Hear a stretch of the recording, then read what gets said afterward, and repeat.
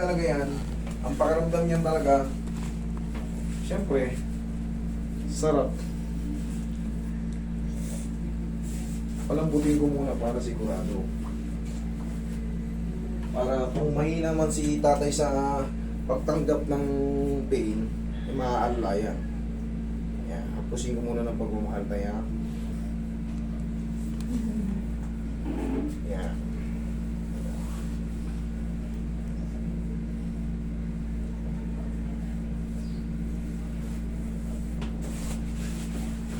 Relax lang tayo, huwag yung lalabanan. Hindi naman masakit ko. Relax lang, straight lang. Relax lang. Lamputan mo na leg mo. Baba. Yan.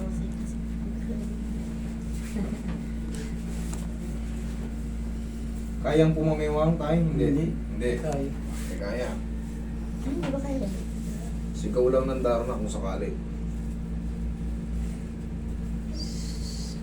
Okay, lamutan mo lang. Okay. Sumigaw lang ng Dharma. Yan.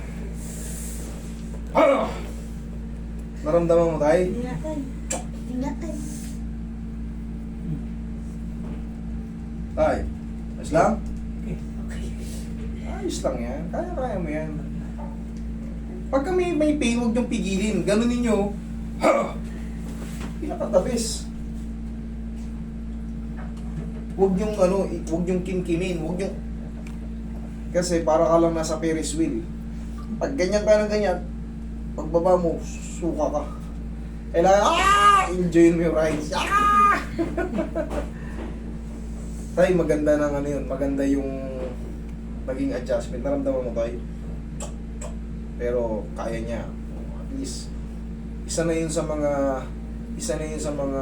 makakatulong para lumuwag to. Kasi pag nakapakat yung head humerus mo sa mga glenoid labrum na tinatawag, yung mga pyesa sa loob, talagang wala, nakapakat nga eh. Nakapakat, namamaga. So, frozen talaga siya. Hindi mo siya may kilos.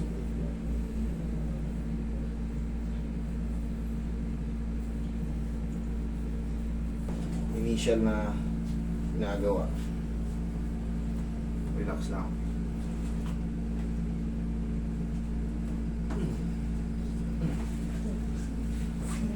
Sarap mo. Ikaw gusto mo ba? Sige, relax. Lagdag mo lang. Relax. Yan, isa pa. Hayaan nyo ng tunog.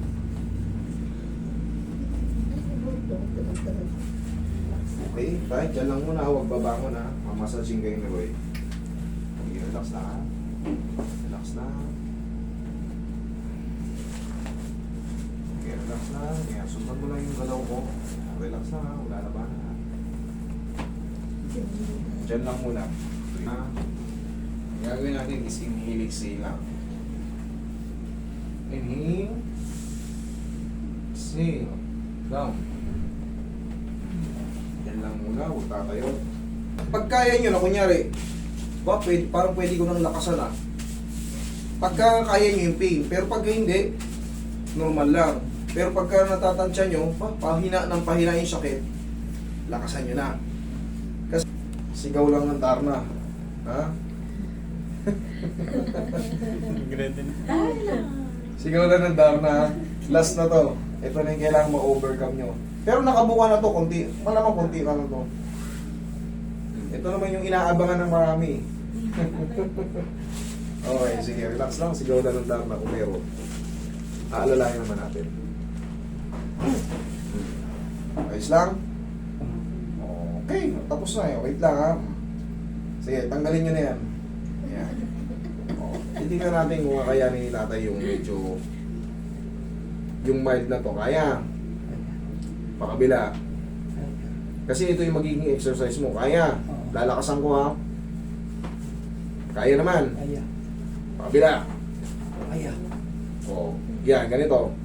Kaya. Kaya. Ngayon, kasi pagka nagagalaw mo na yan, pwede ka nang matabi kahit malakas. Yun ang initial talaga na maano. Yung pain, mapabawasan. Tapos, o sige, ipitin nyo ngayon. Hindi na masyadong masakit. Hindi na masyado masakit. Thank you, Lord. Sige. Pusing. Sundan mo yung tinuro ko kasi ito talaga pang therapy talaga to. Pero tinuturo ko rin sa inyo yung kasunod para kahit papaano lumayo man kayo rito. Kasi kung uuwi kayong Bacolod, ubus kayo sa pamasahe. Ngayon, di nagkaganon-ganon kayo. Kapitbahay nyo lang yung may-ari ng PAW, yung factory ng PAW, dyan sa Aliis, sa Lacson, corner Aliis Road, Bacolod City. Bumili kayo ng PAW, haplos-haplosin nyo lang. Okay? Okay ba? Salamat.